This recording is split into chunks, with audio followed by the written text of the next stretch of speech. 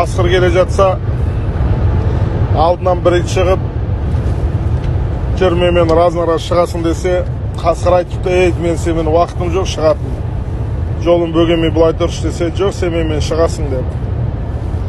Ей мезеп, мен сенімен шықпаймын, уақытым жоқ, түсіндіріп жатырмын ғой, сен шығасың депті. Кет былай мен асығыспын десе, маған бәрібір шықпайтын болсаң иттерге айтамын, қасқыр менен қорқып шықпай қалды деп. Десе қасқыр айтады дейді, мейлі айтсаң айта бер, иттердің арасында қасқыр қорқып қалды деп айтса айта берсін, қасқырлардың арасында иттен төбелесті деп айтпаса болды деген екен да. Сол сияқты итпен ит болудың қажеті жоқ. Абайдың сөзі бар ғой, қапқан иттің арқасына тас лақтыра берсем, сол иттен менің қай ерім кем деп. Сол сияқты ер адам болсын, адам баласы өзі еш уақытта сырттан еріп атқан өсекке мән бермеу керек. Өсекті арқалайтын болса беліңді сындырады.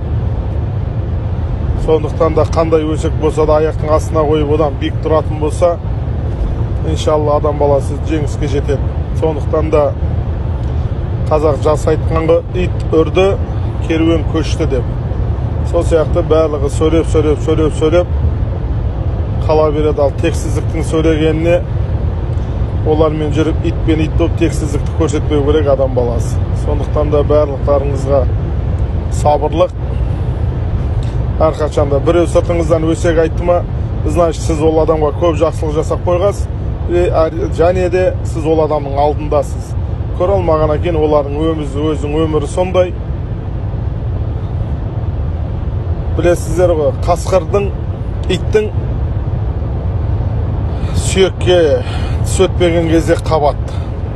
Сол сияқты сіздің сыртыңыздан сөз ери ма, значит сізге дұшпандарыңыздың тіс өтпей жатыр.